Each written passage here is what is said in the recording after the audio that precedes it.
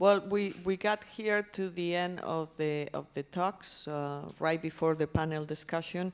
Yesterday, the executive director of the EFSA was saying that data and scientific evidence were the foundations for risk assessment.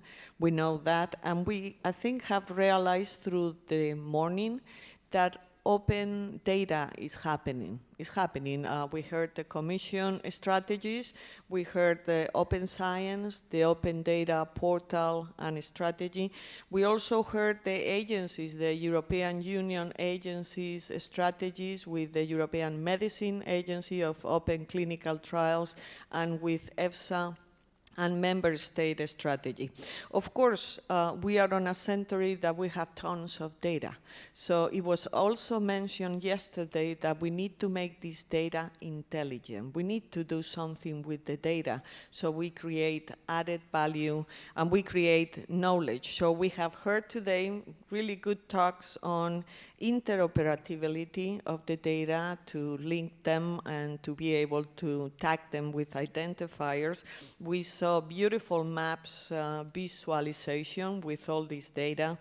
So, and at the end, we actually even see a food business operator, a retailer, a trade company who is actually using openness on the data as a traceability tool, which I think is amazing. Of course, we have seen clear benefits that were mentioned through the talks: networking, efficiency, responsiveness, innovation, economic growth, governance, to help for governance. We have actually recognized the big challenges that we have ahead: resources, IT technologies, possible litigation, confidentiality issues, quality of data, or comparability. So with all that in mind, I will invite all the speakers to join us here and to start the panel discussion. Please.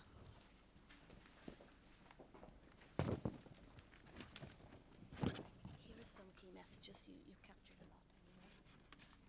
If the computer dies, this is the password, 9952. Okay. You have already. Oh, there's no chairs. Maybe we can grab. Oh, wait.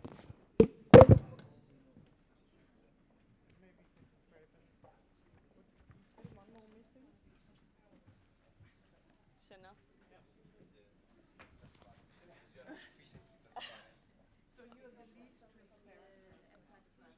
You have questions? We'll first have the ground and then we'll go to online. Okay, so they're telling me we also have some questions from the web. So if you want, we can start with some questions here on the room. Yes. 1, 2,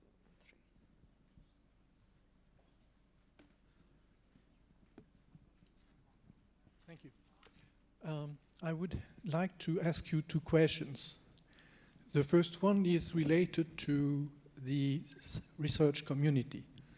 And I had to be a co-rapporteur for an opinion for the ethical committee of the French Food Agency. And I met researchers who all expressed concern about going to open data. And one of the main concerns was twofold. This requires new skills for them, and this required time. And I was wondering if you,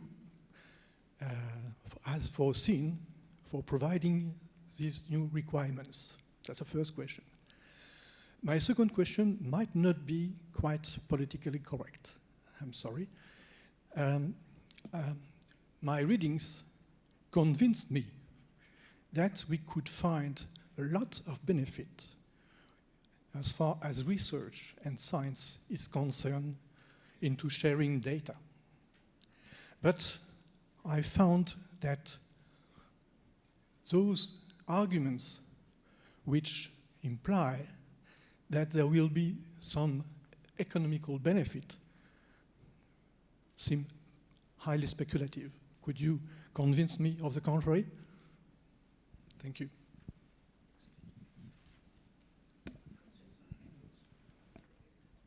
So, again, I do apologize. I'm not from the food field, but I can answer. I think I can address some of your questions. First of all, you say, are these potential benefits of data sharing, are they a hype, a myth, or are they true? So, I know that in my own field of work, pharmaceutical research, clinical research, this is no longer a myth. This has been realized. So we have seen papers that have come out with very presumably reasonably good conclusions based on such secondary analysis. So it is happening. I can only talk about the pharmaceutical field. I know nothing about the food field. So no, I would say in my world, nobody disputes any longer the potential benefits. We have that behind us. The other question is, you had, does this need additional skills? Yes, of course. It is also not straightforward. If I handed to you just a SAS file with numbers of data, you would not be able to do anything with it. You need additional information. What is the data model? What was the analysis plan to analyze this in the first place, etc. So yes, there is more to it, but it is solvable. And the first question you had was, well, should we be skeptical? Could there be false health scares? So someone reanalyzes that, they want to make a name for themselves, find glory, and they will come out with a scare. This drug, or in your case, this food produces some horrible side effect. Could that happen? Yes, it could happen. It likely will happen, but I think that is a small price that society pays for a bigger gain. And ultimately, if everything is out in the sunlight, I think even those false health scares will be exposed as exactly what they are, false. I thought you were looking in my direction for the first question, so if I may, well, the issue you mentioned about the skills and it requires new capabilities for researchers came up over and over again in all the consultations we did, so you have a very serious point there. And I think it is something to be taken very upfront if you want to make the best out of this data. The kind of skills you're talking about are, of course, generic. Like quality has always been an issue in research, but it gets a new form. Because if we talk about the integrity of research, the integrity of data, it is the same problem, integrity, but it articulates differently. So what we will do is, as I said, we will try to push the issue in the mechanism I explained in my talk. However, as European Commission, we cannot do much about it. We can only flag it. We can try to push the member states, and we will do it. But this is, as you know, an issue of subsidiarity. But I'm personally convinced that in the next 3 to 4 years, we really need to adapt our curricula at bachelor and master and PhD level, and not the other way around. In Europe, for example, have standard courses on data visualization, on data ethics, on large research networks, etc. So the issue is there. The instruments to do something about it, at least from the point of view of Brussels, are member state and are not in our hands. As an academic researcher, I would argue that it costs about 10 times more to make a data set shareable. Typically, the funding I get and many other colleagues of mine get is barely enough to actually have that data set. So if you now ask researchers to provide the metadata, to provide a data dictionary, to document the data that is really becoming valuable and usable by somebody else, it costs, and somebody has to bear those costs. And please do keep that in mind. If you want open data, somebody has to pay for it, and maybe it's a shared payment, so researchers put in because they get more citations if it's actually a good data set which many can use. But I think also funders need to be aware of that cost. I would also like to mention another effort that's going on in the US. The Department of Commerce recently assembled a data science advisory board. They were interested in making their data sets, and that also includes census data and US patent data, etc., and weather data sets, etc., more usable by industry, because it's known that this is an important set of data that could be used much better by industry. And so they assembled 20 experts, and these are CIOs, CTOs, CEOs from major US companies such as Microsoft and Google and LinkedIn and Zillow, which is very innovative actually in the area of housing data, and many others. And this board meets 4 times a year over 2 years, and all the sessions are recorded and streamed live. And some of you might like to listen into the discussions on how to empower federal agencies to attract expertise in that area, to keep the expertise, to catch up to what industry has been doing in that area. And there is, in some areas, there is a 10-year delay between what agencies are doing in terms of data aggregation and data access and data analytics and data visualization to what industry is doing now. So I highly recommend to search for CDAC and the Department of Commerce, and you will find that.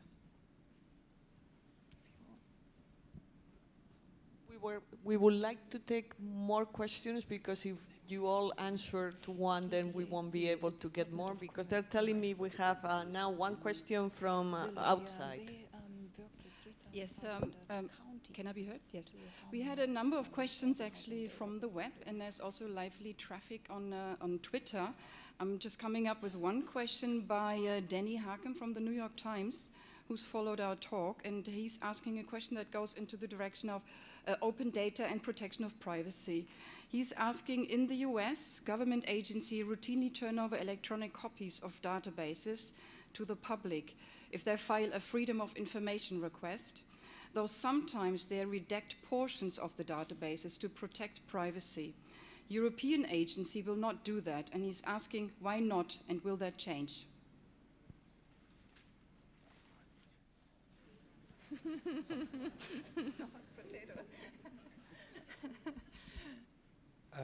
I hope I understood correctly the question, but I think that there are, for example, some data fields that, for example, we do not retain because they could identify companies or brands.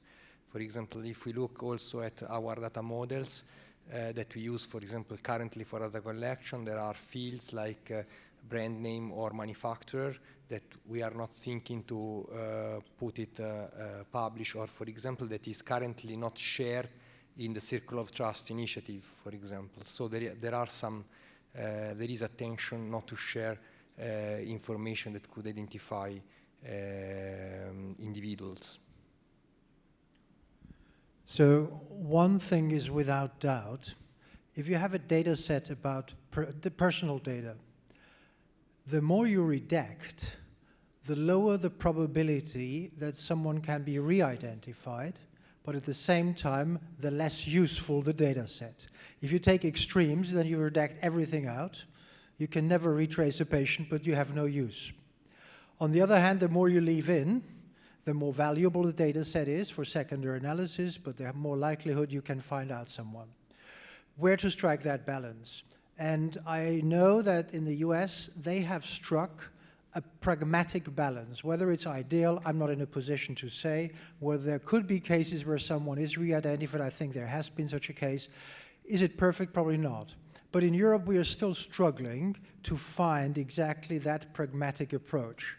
We're on the way. When we get there, I'm not entirely sure when that will be.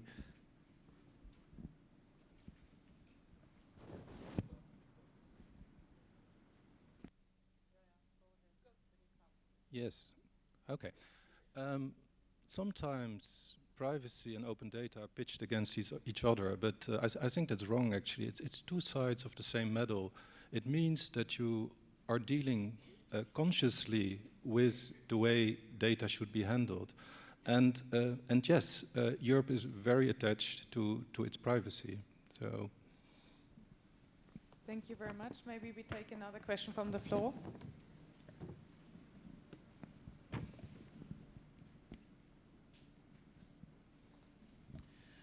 So I wonder how the panel members look at there was a recent court ruling in Europe last week, I think, or a week before that, on on the need for restrictions to sharing with the US because of the differences in policy, just as you mentioned right now. So what consequences does that have for our open data debate? I work with microbial data and exchange globally, and we do worry about that type of ruling, and that's a European ruling. I wonder if someone would like to comment to that. I'll start with a couple of words on that. I think the first thing is clearly that whole space is changing quite rapidly at the moment, and so we've talked about the safe harbour legislation, which was subject of the recent ruling. But there are also a number of other areas of legislation that nation states or governments are introducing or have thought about introducing and then pull back again. So there's lots of different restrictions on data movement, which isn't just about personal data. So in some states in the US, there's very heavy restrictions on what you can do with tax data. If you look at countries like Russia, there's even greater controls on the amount of information and data that can pass through national boundaries there. I think clearly, if you look at personal data, then a lot of us in the room can understand some of the anxiety around there. As you move away from the personal data to more general data, I think we get even more concerned, but not about having the restrictions, about what the restrictions prevent us from doing. When we've looked at that within Thomson Reuters, we've ended up concluding for the foreseeable future there's really a regional approach, and that within regions, typically Americas, Europe, Asia, most of the time the movement is kind of okay, and not necessarily because of legislation, but often because of trust or political with a small p feelings about different nation states. And so within a region that tends to be okay, cross-region that tends to vary quite a lot. And so some of our customers are very reluctant to have their data stored in the US if they're Canadian. They're very reluctant to have their data stored in the US if they're in some other countries. Same is true in Asia between certain countries as well. It ends up being very complicated, but as I said, we tend to take a regional-based approach and work on the basis that within a region you can probably share reasonably well as long as you adhere to any specific legislation. Across region, it depends on the content a lot more. But certainly we'd like to see that sharing become easier and less restricted rather than some of the dangers that we see occasionally about it becoming more restricted. Thank you very much. Maybe we can go to one of the public questions again from the outside. Yes, we have also received questions through Twitter. This one is from Matti Aho from the Finnish Food Safety Agency. And he's asking a question in connection to the presentation on the cooperation between member states and EFSA. And he's asking, is EFSA's refined data collection machinery ready to receive industry-produced data and put it into the open domain? Technically, it is doable. Then we have to organize the political part, and the data access part. For sure, as I said, the aim of EFSA is to solve first the technicalities and the technically, so what is easy to be solved, and then to have to let the discussion to mature and to have then the to solve the political issues and the data access part afterwards. Thank you very much. If you allow me to add something on this, because this is, of course, a question of global interest, and also the data sharing. Maybe just a comment that we work closely with EFSA in the international program, the WHO GEMS Food Global Environment Monitoring System Food Program. We have data exchange, we have common identifier so that we have the compatibility with sharing contamination data, and we also at the WHO level, we are looking into the possibility of accepting private sector data into this global data collection system. So this discussion is actively ongoing. There was just some remarks about confidentiality, personal information, confidential information, and that regional approaches are being taken. That just illustrates how even higher the hurdles are when we talk at the global basis at WHO, where we have 193 member states. So please allow me just to, that I just made that comment, and now we would go to the public again. There was no here in the room, there was a question? One in the back and then one further. Thank you.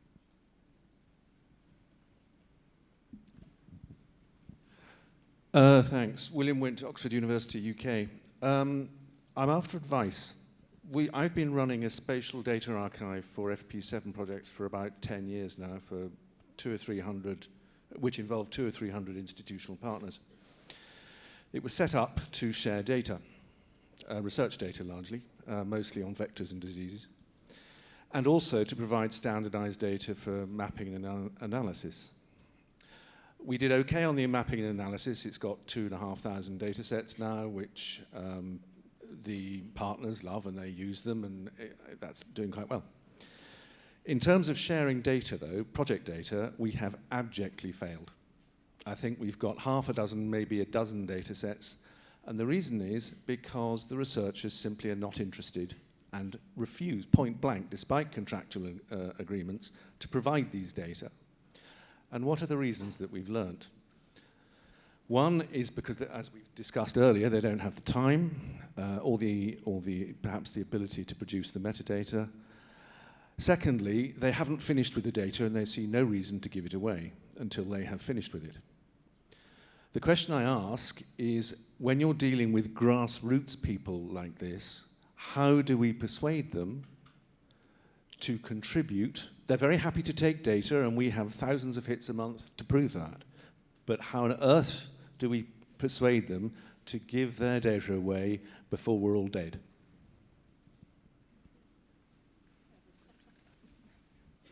So I'm an academic researcher, and there are two ways to get me. One is to give me funding, and the other one is to give citations. And this is true for almost every other researcher out there.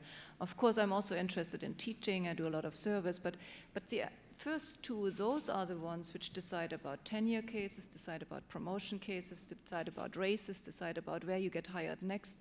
So if you can get your funding agency to ask those which want to apply for funding to, for instance, provide a data management plan, which is very regularly done now by the National Science Foundation. That's one way of doing it. Publishers have a major role to play because they can also require that whenever you have a major publication, you also have to provide the data and maybe also the code that comes with those results. And I would love to extend this discussion of open data to open code if we could, because ultimately it's really the combination of data and code and workflow that gets written up in a paper, and ultimately you want all of those, and you want the rerunnable paper. Yeah, I would like to fully subscribe to what you just said. I mean, this is about the stick and the carrot.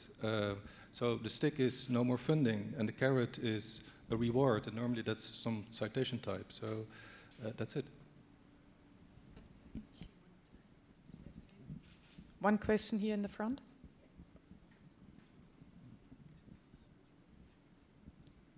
Thank you very much. I am Eleni Kakouri from State General Laboratory of Cyprus. I think that I like very much this open data policy and initiation.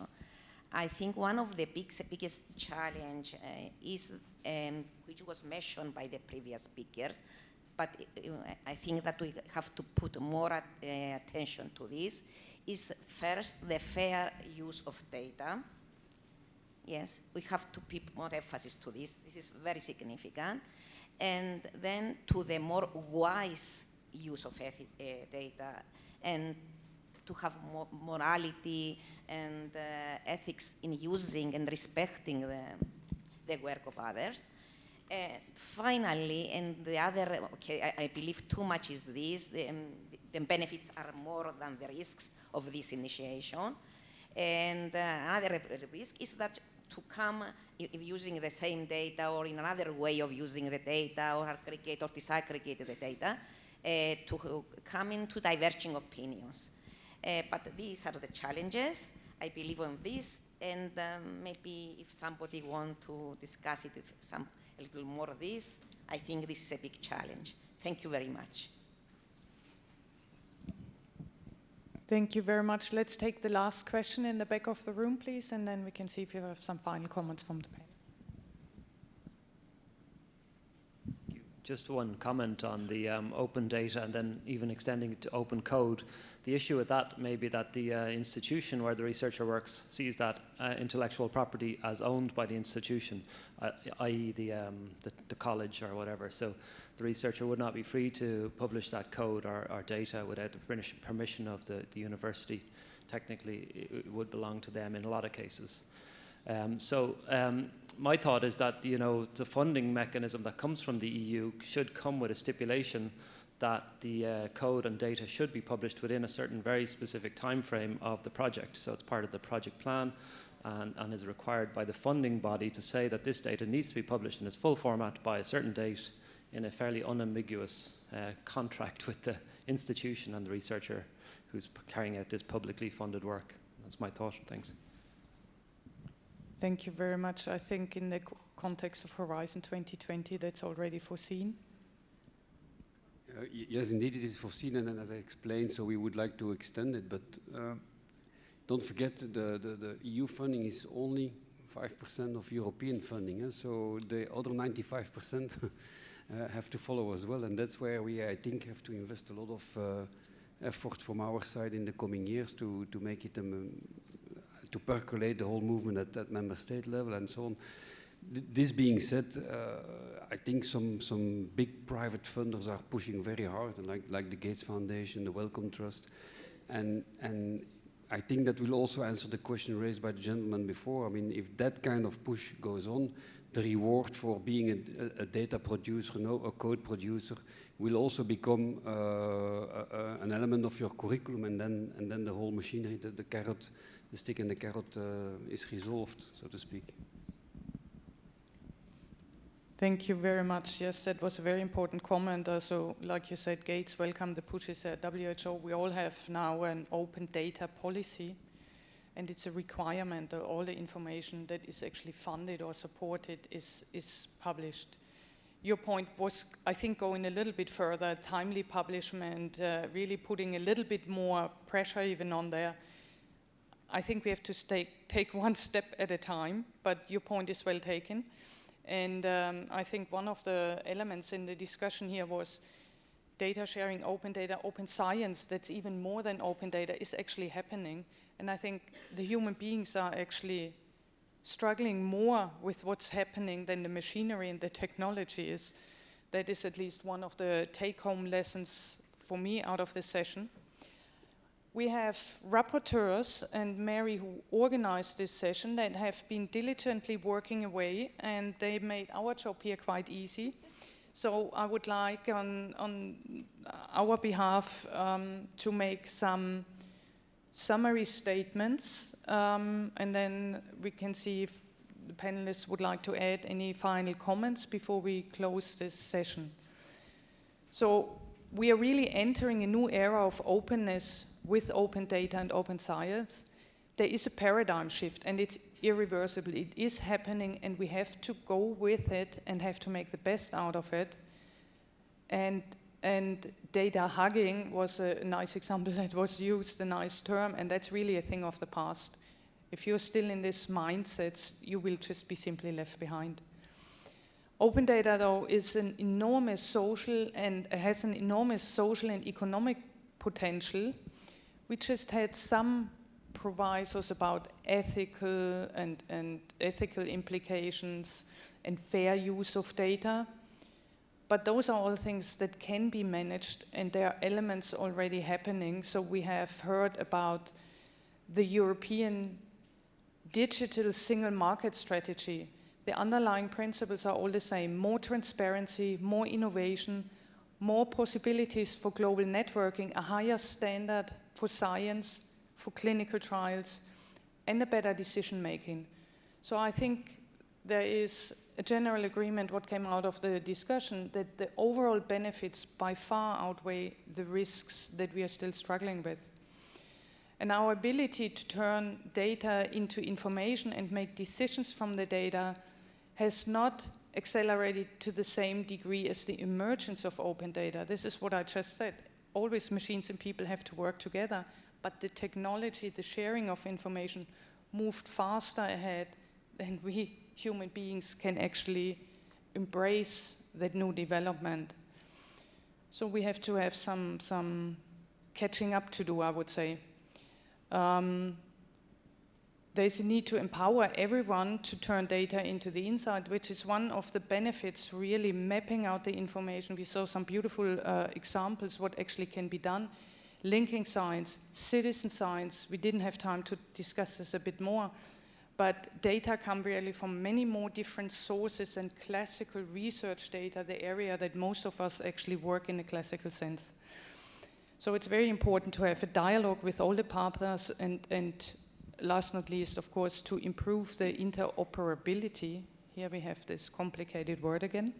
Between the different data sets, identifiers came up over and over again, the critical need for identifiers to enable global data sharing. So far, screen just went dark, perfect timing. With this, I would like to close from our end. Is there any comments that you would like to make from the panelists? No? Thank you for organizing. Thank you very much. Then, Anna, would you like to close the session? Actually, I think it was perfectly closed by you, Angelica. I would like just to thank all the speakers and to thank all the audience for this very interactive session, which I think we all learned a lot from. Thank you.